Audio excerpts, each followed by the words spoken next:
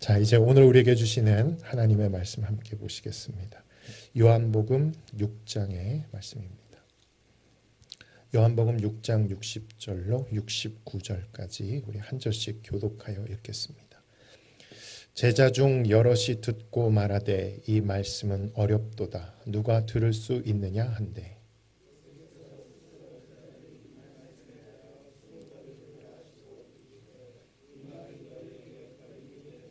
그러면 너희는 인자가 이전에 있던 곳으로 올라가는 것을 본다면 어떻게 하겠느냐?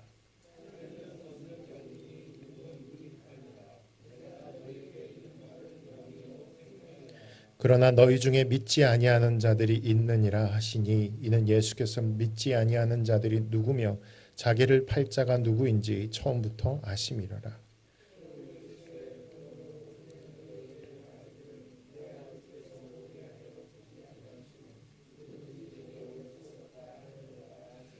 그때부터 그의 제자 중에서 많은 사람이 떠나가고 다시 그와 함께 다니지 아니하더라. 시몬 베드로가 대답하되 주여 영생의 말씀이 주께 있사오니 우리가 누구에게로 가오리까? 우리가 주는 하나님의 거룩하신 자이신 줄 믿고 알았사옵나이다. 아멘. 한번 따라 하실까요? 흔들리지 않고 피는 꽃은 없다. 어디서 많이 들어본 제목이실 겁니다.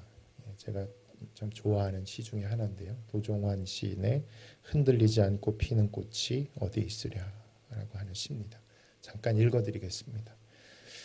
흔들리지 않고 피는 꽃이 어디 있으랴. 이 세상 그 어떤 아름다운 꽃들도 다 흔들리면서 피었나니 흔들리면서 줄기를 곧게 세웠나니 흔들리지 않고 가는 사랑이 어디 있으랴. 젖지 않고 피는 꽃이 어디 있으랴. 이 세상 그 어떤 빛나는 꽃들도 다 젖으며 피었나니 바람과 비에 젖으며 꽃잎 따뜻하게 피었나니 젖지 않고 가는 삶이 어디 있으랴. 흔들리지 않는다. 누구나 다 원하는 삶일 것입니다. 유명한 광고 카피가 있죠. 흔들리지 않는 편안함. 침대 광고 카피입니다. 날마다 우리가 누워서 자는 침대조차도 우리는 흔들리지 않기를 원하죠. 흔들리지 않는 것, 좌로나 우로나 치우치지 않고 딱 그렇게 중심을 잡고 서는 겁니다. 잘 아는 말씀입니다만 이사야 26장 3절에 주께서 심지가 견고한 자를 어떻게 하세요? 평강하고 평강하도록 지키시리니 이는 그가 주를 신뢰함이니. 흔들리지 않으면 중심을 견고하게 딱 잡으면 평강하게 될 것이라고 평강으로 지키시겠다고 그렇게 말씀하십니다. 그런데도 성경은 굉장히 많은 부분에 있어서 흔들리는 것에 대해서 이야기를 해요. 아브라함도 흔들렸습니다.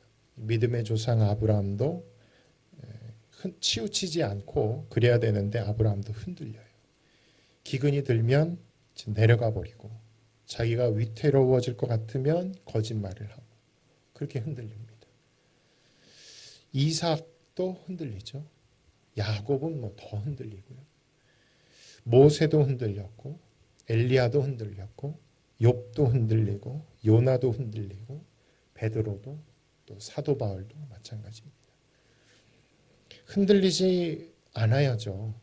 흔들리지 않으면 평강으로 지키시겠다고 흔들리지 말라고 성경은 권고하지만 또 다른 일면에서는 다 흔들렸다고 흔들리지 않은 인생이 어디 있냐고 그러니까 흔들리지 말라는 말씀과 또 다 흔들린다는 말씀이 같이 있습니다. 성경에. 자, 오늘 본문도 마찬가지예요. 예수님을 만나기 위해서 예수님이 계신 곳이라면 그곳이 바다 건너편이라 할지라도 배를 타고 기어이 예수님을 쫓아왔던 무리들입니다. 열심히 대단해요. 저희 교회를 나오기 위해서 꽤 열심히신 성도님들도 계시죠. 주일이면 저 멀리 의정부에서 오시는 분들도 계십니다. 이건 대단한 거예요. 우리 신원마을뿐만이 아니라 저 내유동이나 원흥이나 지축에서 왔다고만 해도 야, 대단하다 그럴 텐데 의정부에서 서울에서 지난 신년 특세에도 새벽을 깨워서 그 멀리서 자동차를 타고 예배를 드리러 오세요. 대단한 열심입니다. 그렇게 해서라도 교회를 세우고 예배를 드리겠다는 그 마음이 얼마나 귀합니까? 그런데 그렇게 열심을 내고 주님을 쫓았는데 오늘 본문에서는 또 떠납니다. 예수님을 떠나요. 자, 66절, 오늘 본문 66절 읽어보시죠. 시작. 그때부터 그의 제자 그와 함께 다니지 아니하더라. 자, 왔는데 이제 떠나요. 굉장히 많이 왔다가 또 떠난다. 왜 떠날까? 그때부터 왜 떠났을까? 뭐 때문에 흔들렸을까? 이것을 추적해 보면 우리가 어떤 상황에서도 흔들리지 않는 믿음을 가지려면, 예수님을 잘 믿는 믿음으로 살려면 어떻게 해야 되겠는가? 왜 흔들렸는가를 알면 나도 이것을 조심해야 되겠구나 라는 걸 우리가 알게 되겠죠.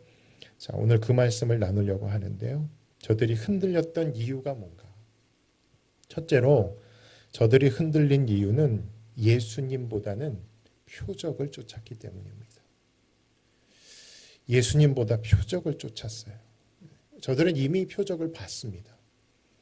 보리떡 5개와 물고기 2마리로 남자만 5,000명 이상을 먹이는 어마어마한 표적을 봤습니다. 이것은 마태, 마가, 누가, 요한 사복음서에 동일하게 기록하고 있는 내용이에요. 그만큼 이 오병이어 사건을 증언하는 사람들이 많다는 것은 뭘 의미하는 거냐?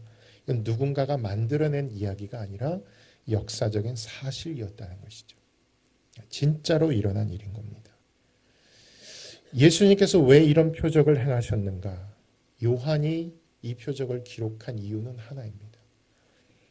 여러분, 요한복음에 나와 있는 예수님의 표적들을 기록한 동기는 뭐냐면 예수가 그리스도이심을 드러내기 위함입니다. 예수님은 왕이시다 라고 하는 걸 드러내기 위함이에요. 어떤 왕인가? 상황은 분명히 열악해요. 환경적으로는 어디서 떡을 구할 수 있는 것도 아니고 돈이 재정이 여유가 있어서 200데나리온이나 있어서 떡을 구할 수 있는 형편도 아니고 상황은 열악했습니다. 한 소년이 가지고 온 떡은 불과 5개, 물고기는 2마리. 모든 것이 열악했고 조건은 불리했고 불가능할 것 같은 그런 상황에서 우리 예수님은 그리스도시란 말이죠. 그리스도라는 말은 이분이 왕이라는 이야기인데 어떤 왕인가? 어떤 상황에도 제한받지 않는 하나님, 모든 상황을 통제하시고 그 상황을 뛰어넘으시는 왕, 전능하신 왕, 이것을 드러내는 것입니다. 그래서 요한이 이 표적을 기록한 거죠. 왜냐하면 이 표적이야말로, 이 사건이야말로 예수가 하나님의 아들이심을, 그분이 바로 그리스도이심을 드러내는 사건이다라고 생각을 했던 것입니다. 마태도 마가도 누가도 기록했지만 요한이 특별히 기록한 동기가 뭐냐? 이거야말로 불가능해 보이는 상황인데 이것을 가능으로 바꿀 수 있는 이 능력, 이것은 예수님이 그리스도이심을 드러내는 아주 좋은 사건이구나 라고 판단한 것이죠. 만약 우리 성도님들이 그 현장에 있었다면 얼마나 좋아하셨을까요? 아무것도 기대할 수 없는 상황인데 정말 배가 터지도록 떡과 고기가 나에게 공급이 된다. 단 한 번만이라도 우리가 그런 표적을 경험한다면 남은 평생에 예수가 그리스도이심을 의심하지 않고 그분을 믿을 것 같지 않으십니까? 그런데 오늘 본문에 나온 이 사람들은 방금 전에 그런 경험을 했음에도 불구하고 떠나요. 그런 경험을 했는데도 예수님께 나와서 뭘 요구하냐면 또 다른 표적을 요구합니다. 우리에게 떡과 고기로 이렇게 배불리 먹이셨으니 이제 그 다음 표적은 뭡니까, 예수님? 또 우리에게 보여줄 수 있는 표적이 뭡니까? 계속해서 표적을 요구해요. 누가복음 23장 8절에 보니까 헤롯 왕이 예수님을 보고 기뻐하거든요. 예수님을 만나고 왜 그렇게 기뻐하는가? 동기가 이상해요. 자, 읽어보시죠. 시작.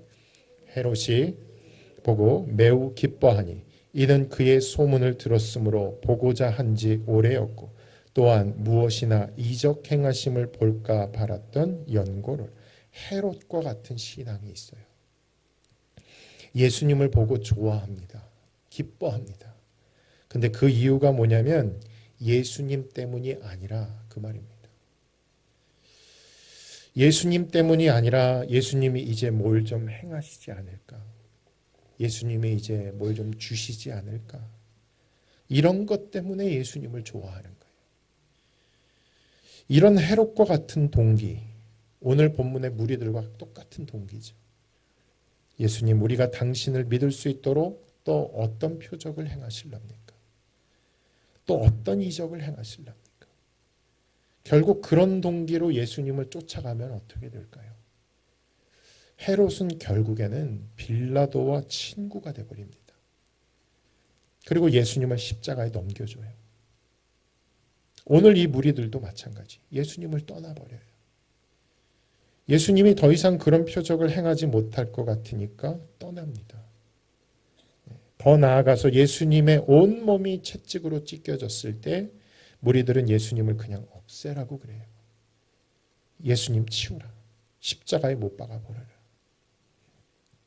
그러니까 저들에게 있어서 가치는, 예수님의 가치는 예수님 자체가 아니라 표적이었어요. 표적을 행하면 예수님은 가치가 있는 거고요. 표적을 행하지 않으면 굳이 예수님 옆에 있을 필요가 없는 겁니다. 뭔가가 떨어져야 돼요. 예수님 손에서. 그게 없으면 그분을 쫓아서 그렇게 바다 건너편까지 갈 이유가 없어요. 그렇게까지 올 이유가 없어요. 그러니까 예수님이 아니라 표적을 쫓아갔던 겁니다. 왜 사람들이 예수님을 엘리야 같다고 말했을까? 예수님이 제자들에게 사람들이 나를 누구라 하느냐? 네, 엘리야라고 하던데요. 왜냐하면 엘리야가 그런 능력을 많이 행했거든요. 죽은 사람 살리기도 하고 요단강을 갈라버리고 겉옷을 한번 탁 치니까 요단강이 쫙 갈라져요. 이야, 모세 같다, 모세 같다. 하늘에서 비를 내리기도 하고 비를 닫기도 하고 아하방 때 그렇게 극심한 가뭄이 들었는데 엘리야는 한 과부의 집에 있던 밀가루 통에 밀이 떨어지지 않도록 끊임없이 떡이 공급될 수 있도록. 그러니까 이 오병이어의 기적을 보고 사람들이 다 놀라서 말하기를 엘리야 같다. 엘리야. 또 엘리야의 제자였던 엘리사 같은 경우에는 보리빵 20덩이를 가지고 100명 이상을 먹였어요. 예수님하고 엘리야하고 자꾸 이렇게 오버랩이 되는 겁니다. 물 위를 걸으신 걸 보면서 야, 엘리야 같다. 사람들 배불리 먹이시는 걸 보면서 꼭 엘리야 같다. 병자 고치시는 걸 보면서도 엘리야 같다. 엘리야는 분명 놀라운 하나님의 사람이고 선지자입니다. 하지만 엘리야가 예수님은 아니에요. 예수님이 그 많은 표적을 행하신 까닭은 당신이 엘리야라고 하는 것을 증명하기 위함이 아니라 당신이 하나님의 아들 그리스도이심을 드러내기 위함이었습니다. 근데 사람들은 눈이 가려져 있어요. 귀가 가려져 있어요. 그래서 예수님을 예수님으로 보지 못해요. 계속 예수님에게 엉뚱한 것을 요구합니다. 자, 마태복음 13장 14절 말씀 우리 읽어보겠습니다. 시작. 이사야의 예언이 그들에게 이루어졌으니 일러스되 너희가 듣기는 들어도 깨닫지 못할 것이요 보기는 보아도 알지 못하리라. 보는데도 표적을 받는데도 또 다른 표적을 요구합니다. 아직도 모르는 거예요. 아, 이분이 그리스도시구나. 이분이 정말로 하나님의 아들이시구나. 아직도 이걸 못 보는 거예요. 만일 제 딸이, 제 아들이 계속해서 저한테 아빠가 진짜 제 아빠가 맞아요. 엄마가 진짜 제 엄마 맞아요. 어느 날 아침에 일어났는데 당신이 내 아빠라고 하는데 증명해 보세요. 한다고 하면 얼마나 황당할까요? 저는 나름대로 설명하려고 애쓰겠죠. 너랑 내가 눈 좀 외모가 좀 닮지 않았냐. 눈이 좀 닮았고 뭐 코도 좀 닮았고 그래도 못 믿겠다. 증명해봐라. 그럼 뭐 유전자 검사까지도 할 수 있겠죠. 그런데도 또 다른 표적을 요구한다. 내 자녀가. 증명해달라고. 얼마나 불행한 자녀입니까? 믿지 못하는 자녀. 예수님은 사람들에게 영생의 말씀을 주시기 시작하셨습니다. 사람들이 계속 떡을 달라 그랬거든요. 표적으로. 모세가 광야에서 이스라엘 백성들에게 주었던 그 떡 우리도 좀 주십시오. 근데 예수님은 떡은 안 주시고 뭐라고 하세요? 내가 떡이다. 내가 떡이다. 계속 말씀을 하세요. 설교를 하세요. 자, 오늘 본문 63절 한번 보실까요? 63절 시작. 살리는 것은 영이니 육은 무익하니라. 내가 너희에게 이른 말은 영이요 생명이라. 내가 너희에게 이른 말, 그러니까 계속 말씀을 하세요. 설교하신다는 거죠. 자, 저는 이 부분을 묵상할 때 개인적으로 좀 걸렸습니다. 지금부터 나누는 말씀은 저 개인적인 묵상의 내용입니다. 자, 예수님이 사람들에게 영생의 말씀을 주고 계세요. 살리는 것은 영이다. 육이 아니다. 영생의 말씀, 생명을 주는 말씀을 전하고 계세요. 근데 사람들의 반응은 예수님의 말씀에 열렬히 반응하거나 그 말씀을 아주 즐겁게 듣고 혹은 그 말씀 앞에 회개하고 그런 게 아니에요, 지금. 예수님은 지금 영생의 말씀을 주고 계시는데 사람들은 그 말씀을 너무너무 어려워합니다. 60절, 오늘 본문 시작하는 60절 보니까 누가 이런 말씀을 들을 수 있겠느냐. 그러니까 영생의 말씀을 듣고 있으면서도 말씀을 굉장히 어려워해요. 누가 이런 말씀 듣겠느냐. 그리고 66절에서 떠납니다. 말씀이 너무 어렵다. 저 말씀은 나는 너무 힘들다. 수용하기가 힘들다. 그리고 떠납니다. 자, 영생의 말씀이에요. 생명을 주는 말씀이에요. 그런데도 떠나요. 그러니까 저에게 있어서 묵상을 할 때 이거예요.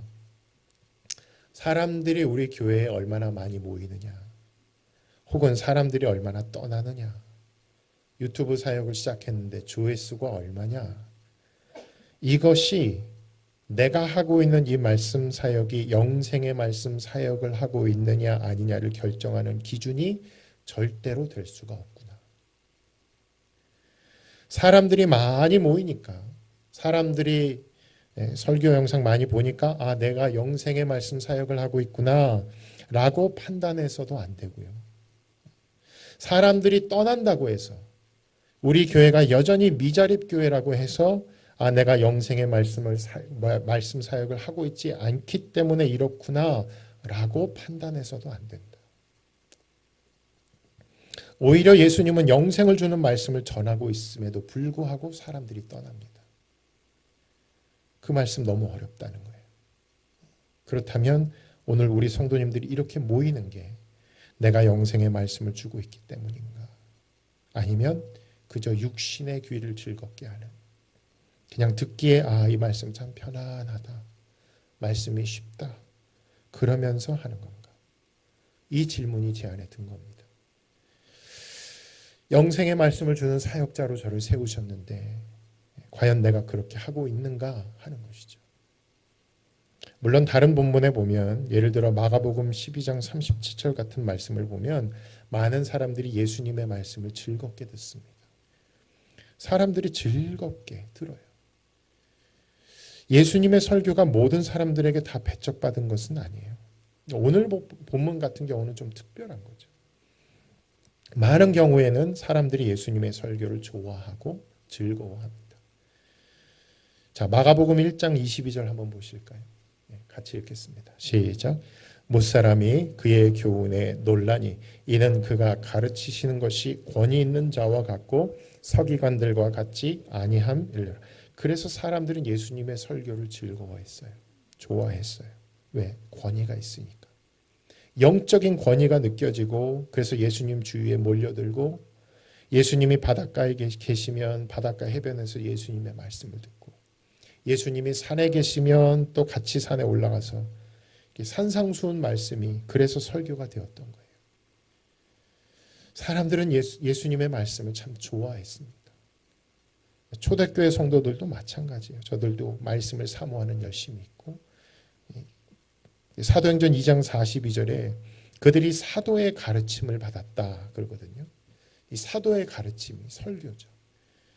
사도의 가르침을 받아 서로 교제하고 떡을 떼고 기도했다. 초대교회 성도들이 그렇게 모인 이유 중에 설교가 그 중심에 있었다는 거예요. 그럼 사도 바울은 또 어땠나? 바울의 설교를 듣기 위해서 아시아에서부터 온 사람들이 있었어요. 자, 한번 사도행전 19장 9절 한번 보실까요? 같이 읽겠습니다. 시작.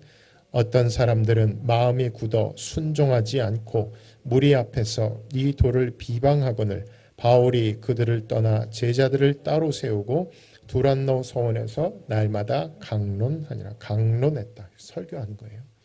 얼마 동안 강론했는가? 그 다음 10절에 보니까 2해 동안 이같이 하니 2년 동안 말씀을 듣고 배웠다. 그러니까 우리가 정말 순전하게 영생의 말씀을 전해도 사람들은 뜨겁게 반응할 수 있습니다. 왜냐하면 영생의 말씀이니까요. 생명을 주는 말씀이니까요. 나의 삶을 바꾸고 가치관을 새롭게 하는 영생을 주는 말씀이기 때문에 그 말씀 앞에 열렬히 반응할 수 있어요. 근데 오늘 본문 같은 경우를 만나게 되면 이제 제 자신을 점검하지 않을 수가 없습니다. 제가 하고 있는 이 사역이 과연 영생을 주고 있는 사역인가? 아니면 육신을 만족시켜주는 사역인가? 제 자신에게 물어보는 질문이지 여러분하고는 상관이 없습니다. 저는 그렇게 묵상을 했다 그거예요. 사람들은 신기한 표적을 구했다가 예수님이 표적을 안 보여주시고 계속 설교를 하시고 이해할 수 없는 설교를 하시자 떠나버려요. 자, 오늘 본문 앞에 51절 한번 보세요. 51절. 나는 하늘에서 내려온 살아있는 떡이니 사람이 이 떡을 먹으면 영생하리라. 내가 줄 떡은 곧 세상의 생명을 위한 내 살이니라. 이게 도대체 무슨 말이야? 54절은 더 기가 막혀요. 내 살을 먹고 그 다음 뭐라 그래요? 내 피를 마시는 자는 영생을 가졌고 마지막 날 내가 그를 다시 살리. 이 소위 세상 말로 봉창을 두들기는 소리도 유분수지.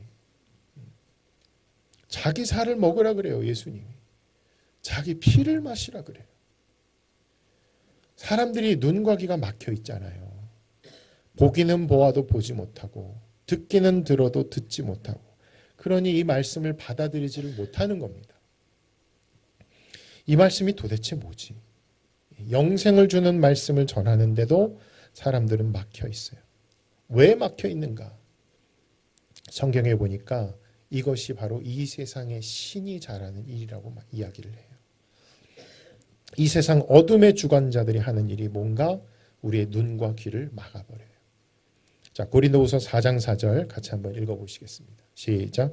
그 중에 이 세상의 신이 믿지 아니하는 자들의 마음을 혼미하게 하여 그리스도의 영광의 복음의 광채가 비치지 못하게 함이니 그리스도는 하나님의 형상이니라. 그래서 사람들이 떠나는 겁니다. 이해할 수 없다는 게 이유예요. 받아들이기 힘들다. 설교 듣는 게 고역이다. 그래서 떠납니다. 여러분, 예수님의 설교는 틀린 게 없고요. 잘못한 게 없어요. 예수님의 설교는 영생을 주는 말씀이잖아요. 그러니까 문제는 설교자가 문제가 아니라 설교를 듣는 사람들이었죠. 결국은 많은 제자들이 떠납니다. 66절에 보니까 무리가 떠난 게 아니라 제자들이 떠나요. 자, 제자들이 떠났다고요. 제자들이 누굽니까? 헌신한 사람들이에요. 예수님을 위해서라면 나름대로 자신의 것들을 내려놓고 희생을 마다하지 않는 사람들이 제자예요. 무리들이 아니에요. 그런데 이 제자들이 떠났다. 근데 그 중에는 안 떠난 제자들도 있었습니다. 오늘 본문에 보니까 떠난 제자들이 있고 안 떠난 제자들이 있었는데 안 떠난 제자들이 누구냐? 바로 예수님이 선택하신 12 제자들이었죠. 자, 이들 중에서 베드로의 고백을 한번 보시겠습니다. 오늘 본문 67절에 보면 예수님이 질문하세요. 너희도 가려느냐? 그러자 68절로 69절 베드로의 고백입니다. 시작. 시몬 베드로가 대답하되 주여 영생의 말씀이 주께 있사오니 우리가 누구에게로 가오리까? 우리가 주는 하나님의 거룩하신 자이신 줄 믿고 알았사옵나이다. 자, 다 떠났는데 베드로는 안 떠납니다. 제자들은 안 떠나요. 왜 안 떠났는가? 세 가지를 이제 함께 보려고 합니다. 왜 안 떠나는가? 첫째, 눈이 열렸어요. 눈이. 주님이 어떤 분이신가? 아, 이분이 영생의 말씀을 주시는 분이시구나. 그러니까 안 떠납니다. 또 하나 69절에 보니까 하나님의 거룩하신 자구나. 영생의 말씀이 보여요. 하나님의 거룩하신 자로 보여요. 근데 어떻게 예수님을 떠나겠습니까? 이분을 떠나면 내가 생명에서 떠나는 건데 떠날 수가 없죠. 그러니까 아무리 좀 힘들어도 어려워도 주님을 떠날 수가 없는 거예요. 그 다음 두 번째 69절 보시면 순서를 좀 주목하셔야 됩니다. 우리가 주는 하나님의 거룩하신 자이신 줄 알고 믿었사옵나이다. 맞습니까? 아니죠. 뭐예요? 믿고 아는 겁니다. 알고 믿는 거 아니에요. 일단 믿는 겁니다. 믿었더니 그 다음 뭐예요? 알게 되더라는 것입니다. 이게 순서예요. 그러면 우리는 주님을 안 떠날 수 있습니다. 근데 우리는 대개의 경우에 알고 믿으려고 그래요. 그럼 결국은 이 말씀 어렵다 하고 주님을 떠나요. 알고 믿으려고 하니까 그래요. 저와 여러분을 한번 생각해 보세요. 우리가 이렇게 예수님을 믿고 신앙생활하게 된 거 알고 믿었습니까? 우리 중에 알고 믿은 사람은 단 한 사람도 없습니다. 주님이 믿음을 주셔서 믿어지니까 알게 된 것입니다. 그게 순서예요. 알고 믿으려고 하면 도무지 알 수 없는 게 하나님의 말씀이에요. 성경이에요. 믿으니까 알게 된 거예요. 자, 그럼 뭔가 믿습니다. 이렇게 가요. 믿었더니 이거였구나 알게 되는 거예요. 자, 베드로는 왜 안 떠났는가? 그는 믿었어요. 내가 머릿속으로 다 이해가 안 되는데 아멘 하고 믿었어요. 믿었더니 나중에 하나님께서 다 이해를 시켜주셨습니다. 그러니까 못 떠나는 거예요. 믿으면 알게 해주신다라는 거를 베드로는 아는 거예요. 그래서 계속해서 영생의 말씀에 붙들려 있는 것이죠. 세 번째, 왜 베드로가 안 떠났는가? 베드로의 의지가 아닙니다.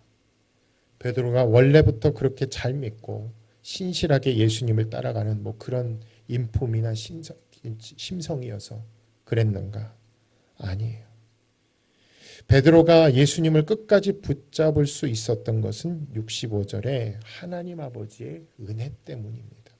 자, 예수님이 무슨 말씀을 주시는가? 65절 읽어보시죠. 시작.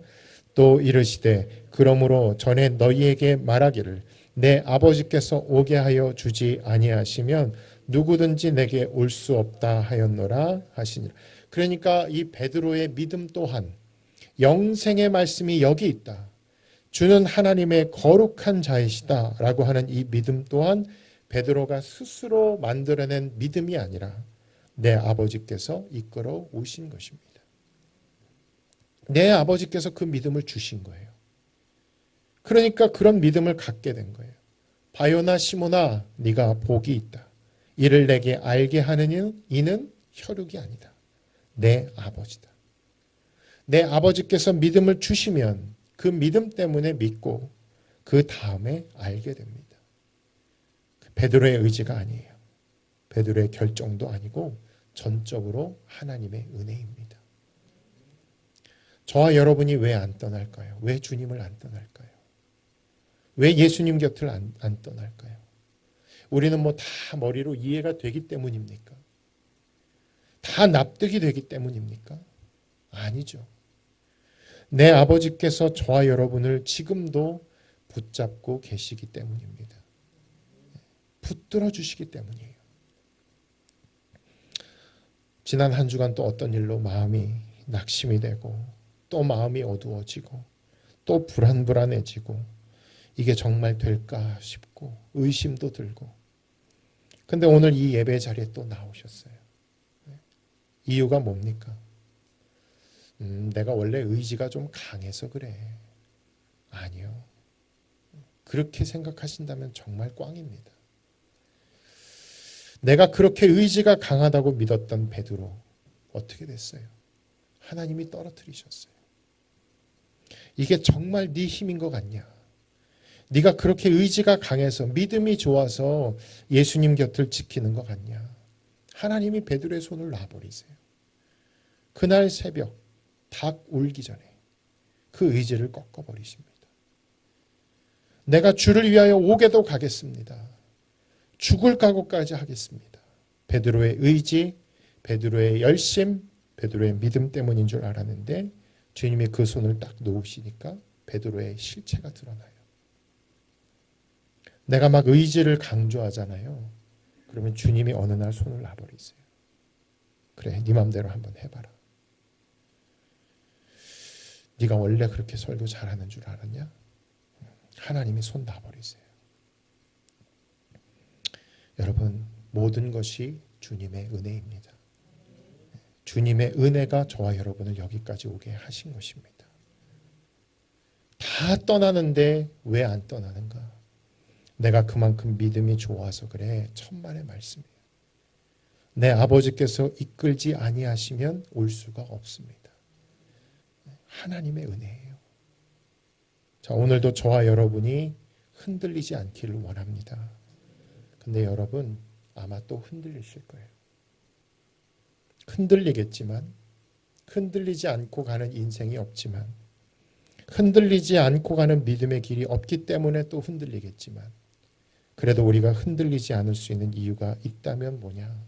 첫째, 표적이 아니라 그리스도를 바라보자는 것입니다. 표적이 아니라 그리스도. 두 번째로, 알고 믿는 게 아니라 믿고 아는 것입니다.